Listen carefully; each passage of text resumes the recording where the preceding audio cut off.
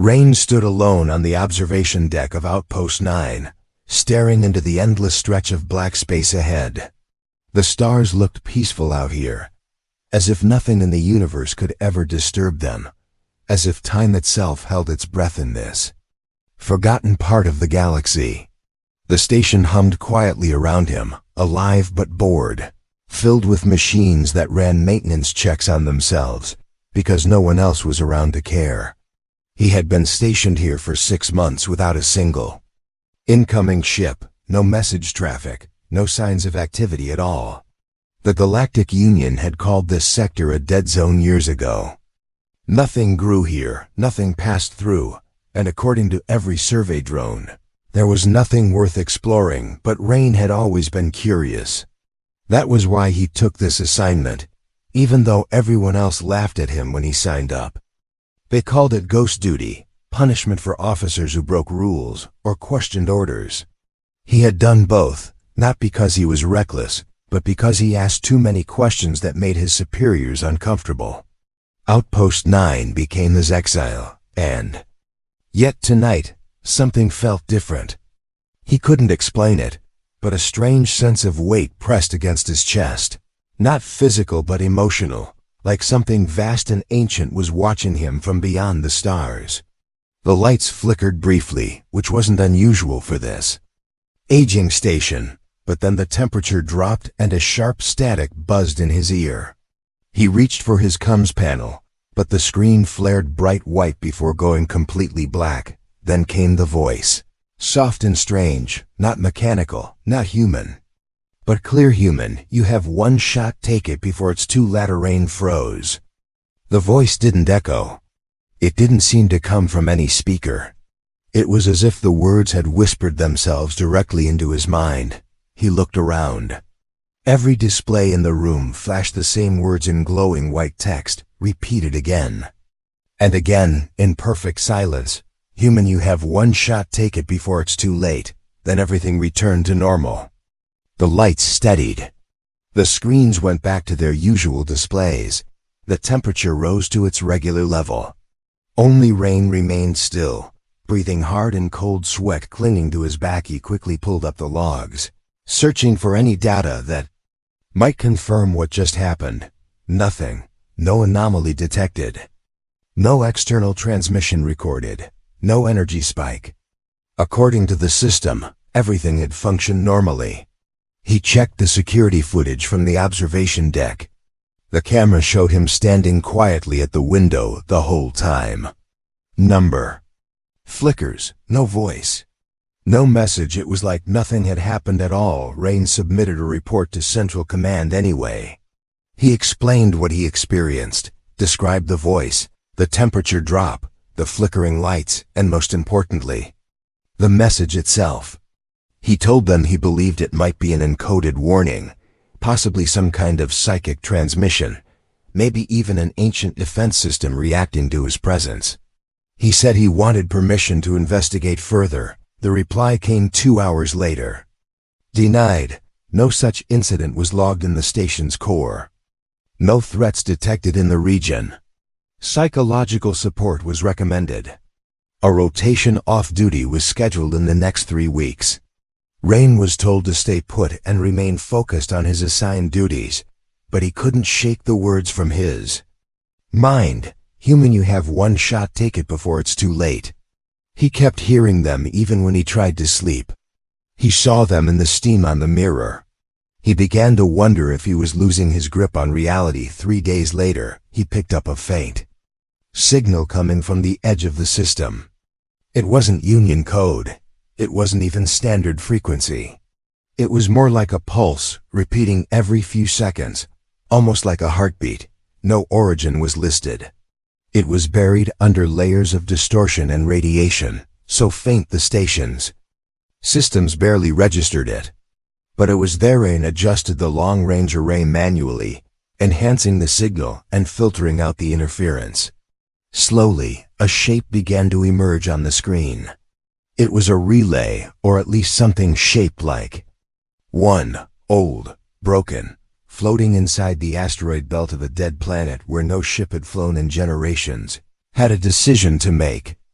He could stay and follow orders, or he could follow the signal and risk his career, maybe even his life.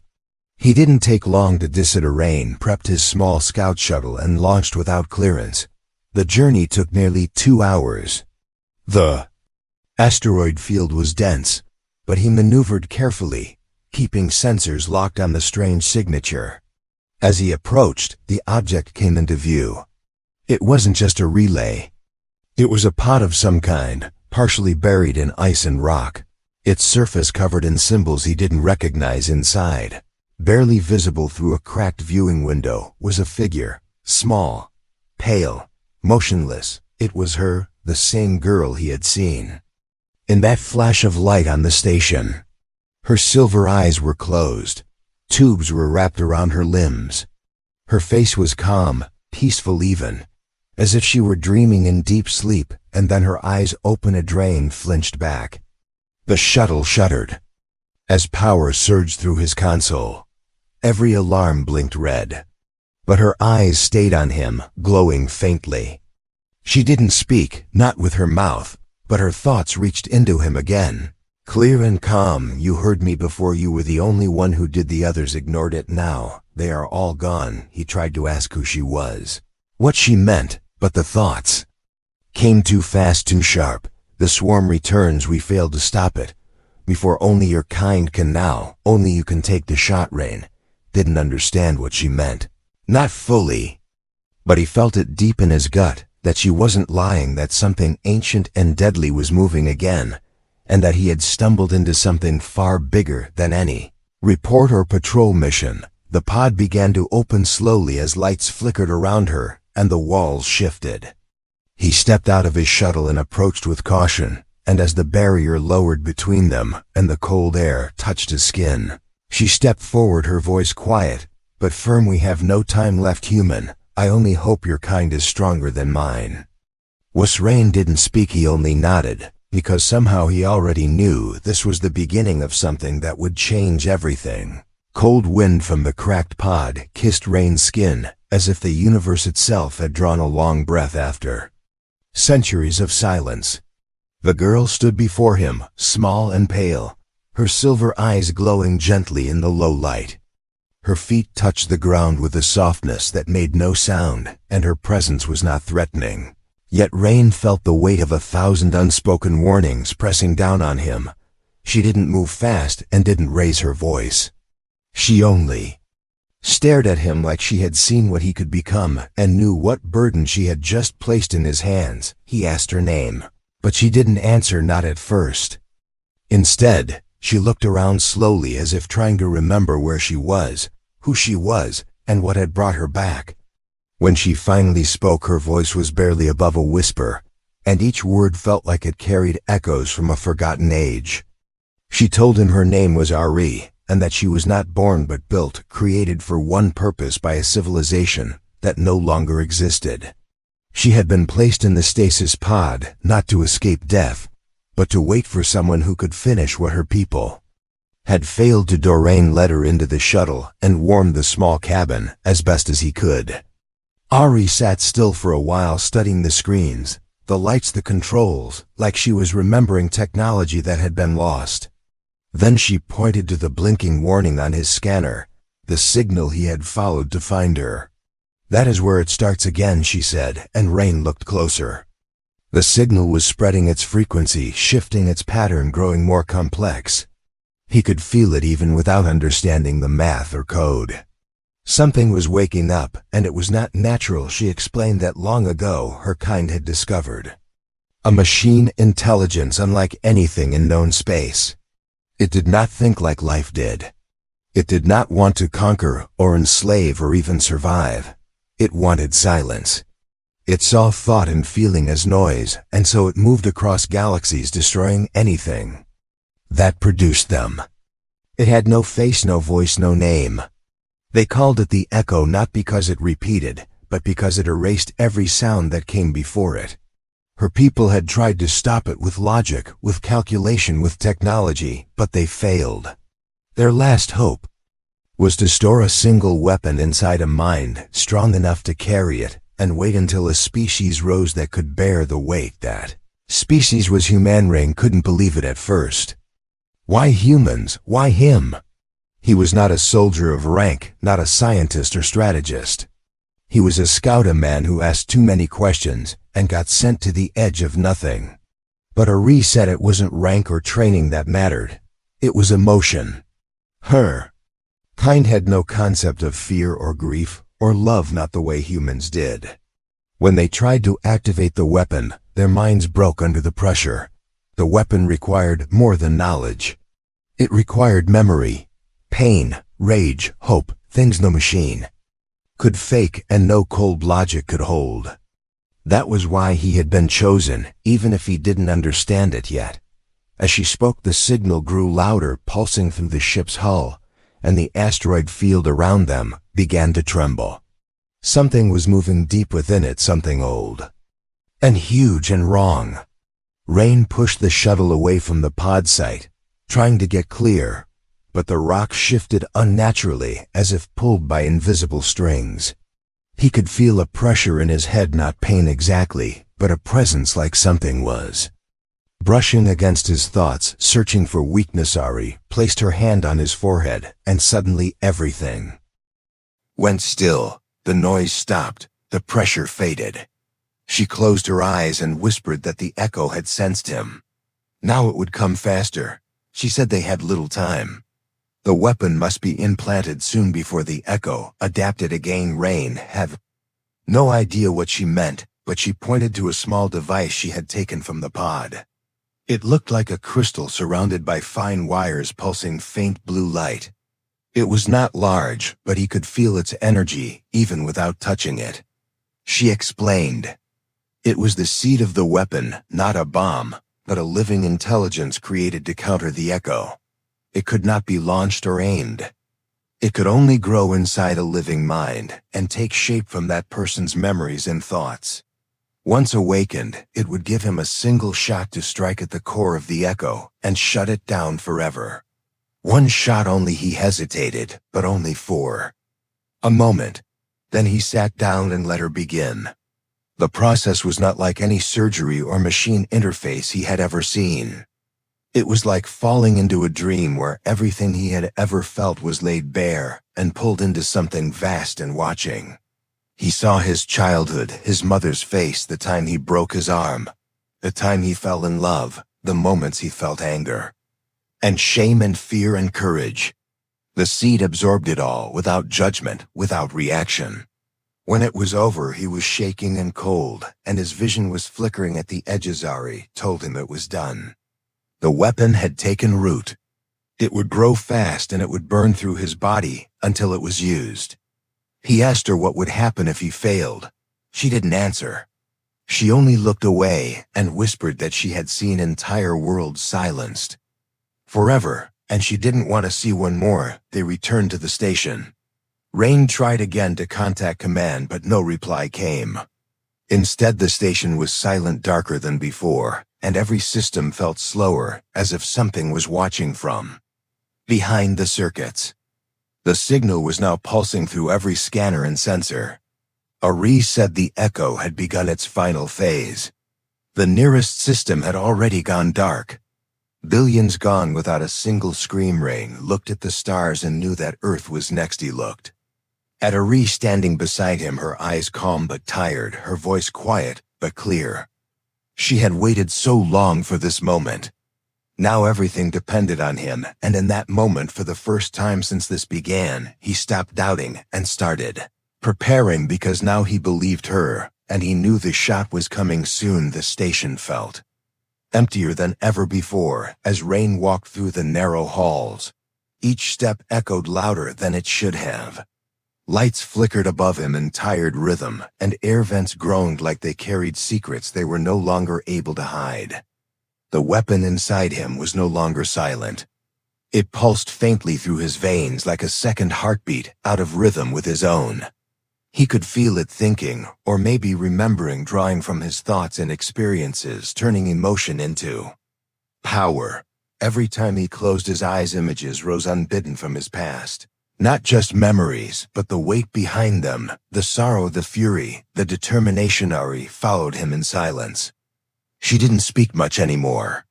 Her gaze lingered on every panel, every blinking console, as if measuring how much longer this place would stand. She moved like someone who had walked through too many ruins and knew the smell of collapse before. It arrived. She had told him that her people once believed pure logic would save them, that, if they thought hard enough and built carefully enough, they could outlast anything. But the Echo had shown them the flaw in that belief. The Echo did not reason or negotiate. It only devoured. Rain looked out through the viewport toward the stars. The blackness beyond no longer looked peaceful. It looked hungry. A new signal had arrived just hours earlier. Another outpost gone silent. No distress call, no trace left. Just a hole in the map where life used to be. And Earth still had no idea.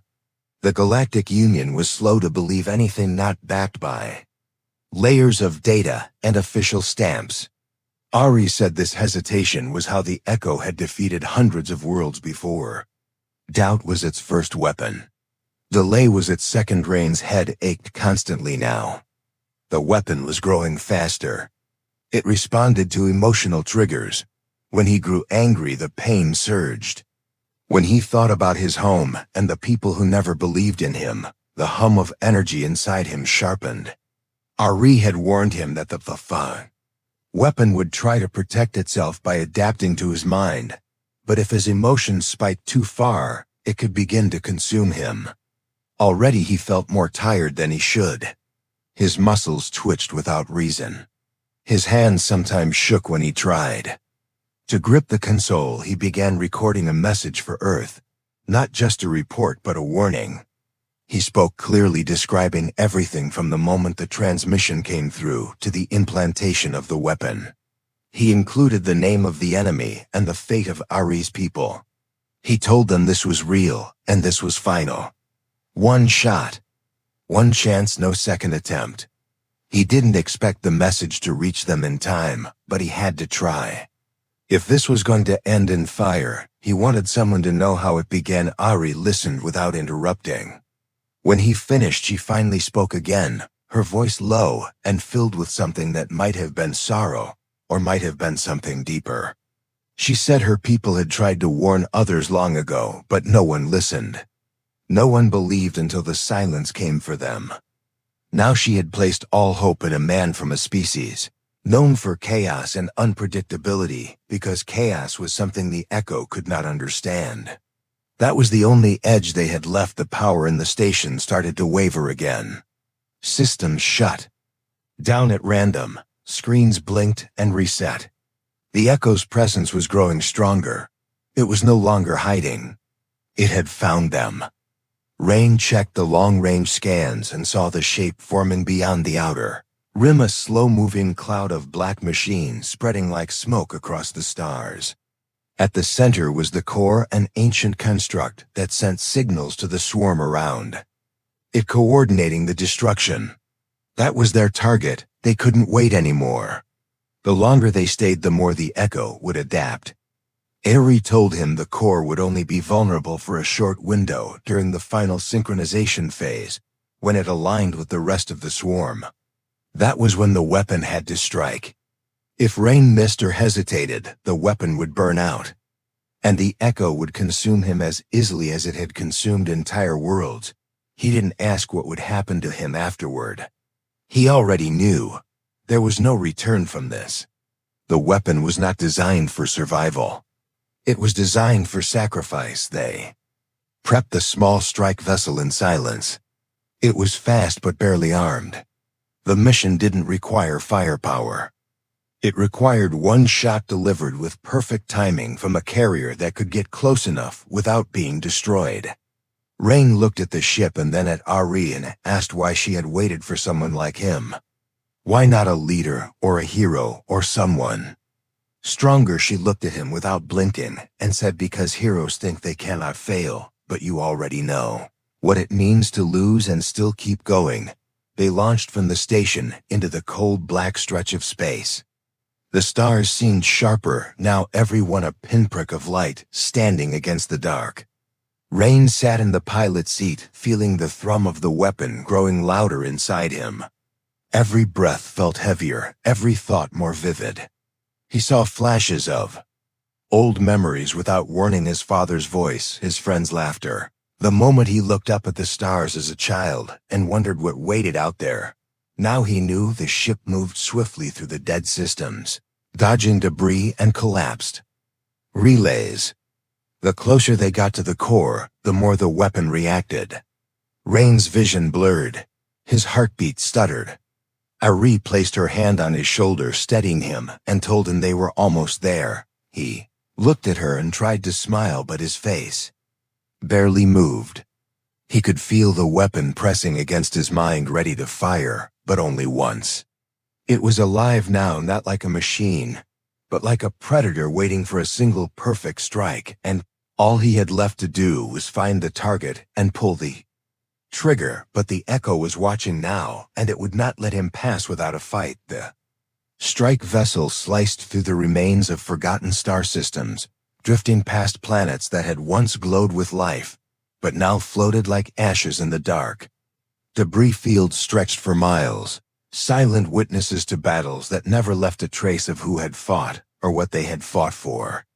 Rain watched from the cockpit as the void thickened ahead, not just in blackness, but in presence, like something massive waited just beyond the edge of what his eyes could see. The weapon inside him grew hotter with each second, pulsing with thoughts that were not entirely his.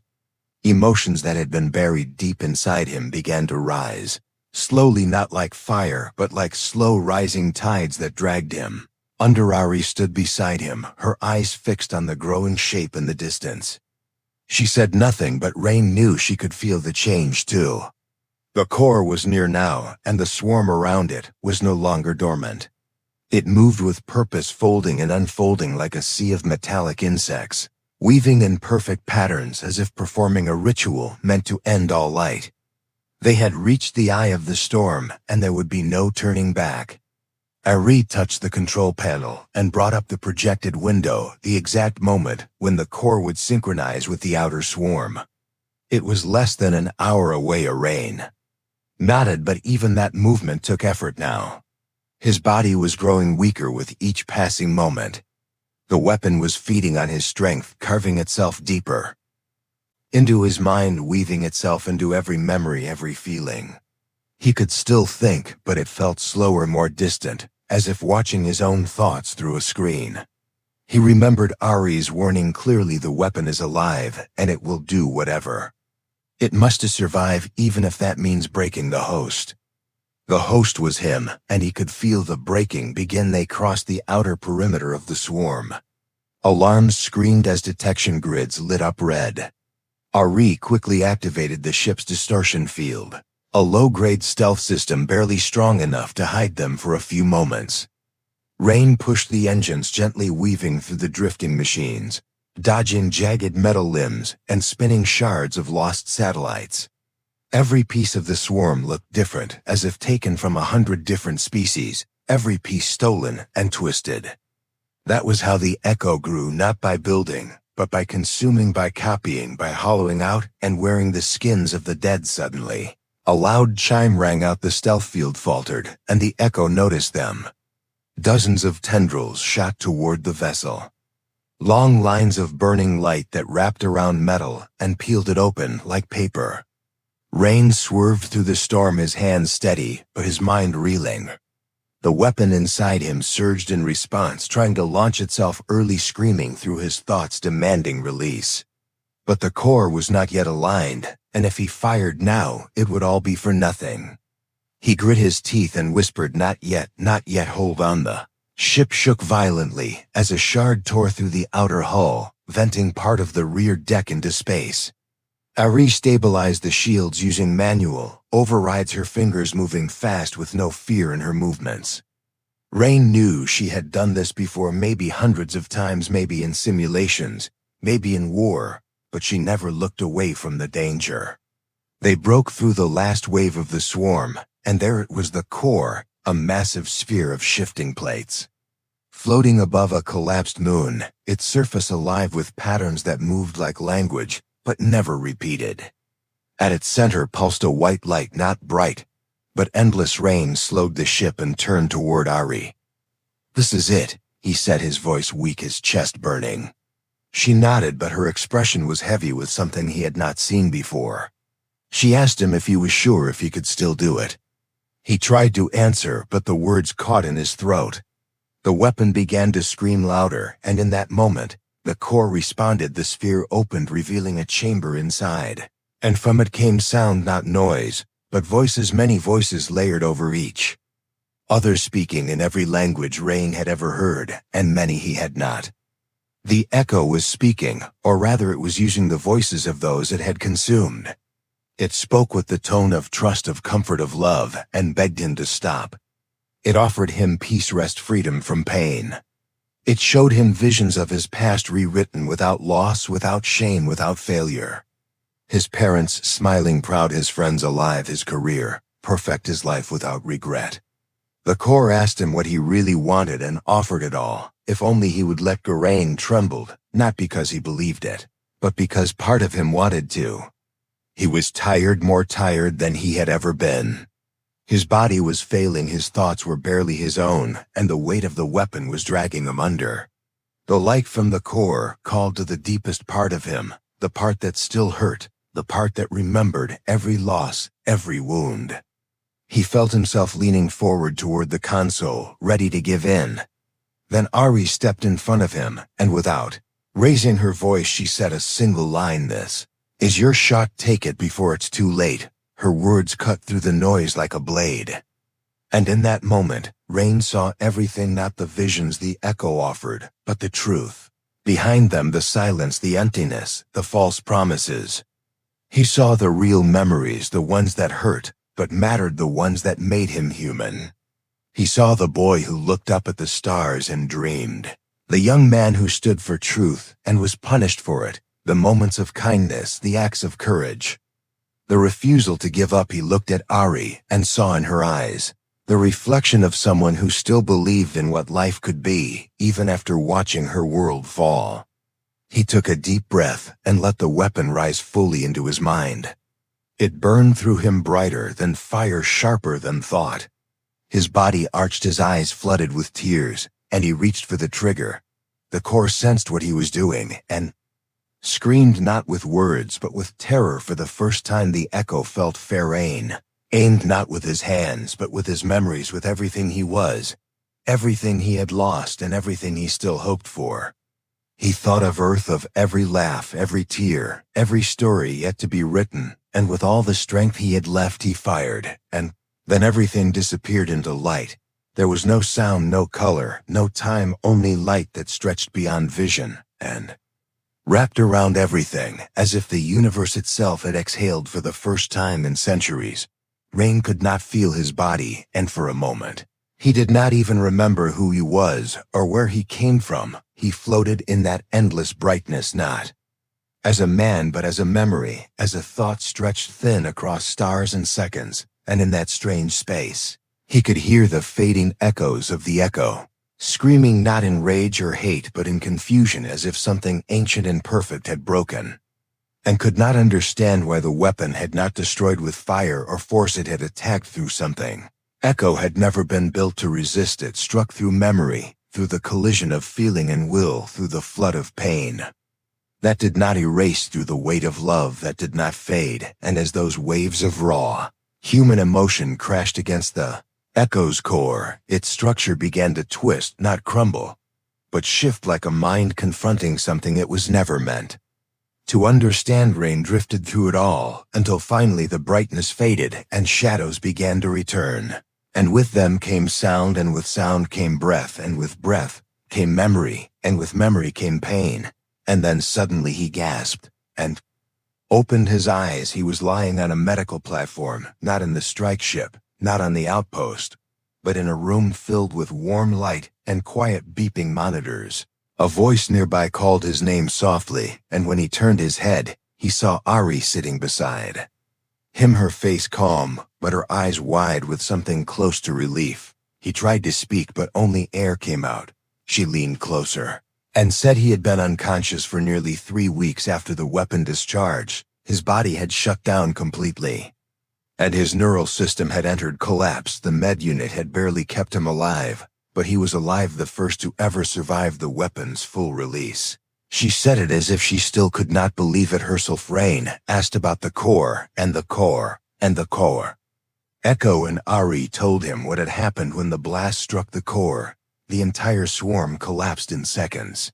Their structure fell apart not from damage but from within. The core had sent out a final signal, and then everything stopped. The machines fell like broken statues and drifted into silence across dozens of systems. Entire regions, once dark with their presence, now floated free without interference. Transmissions from the affected sectors had started to return one by one, and though there were still questions, the fear that had loomed so heavily was gone. She said something else had changed too.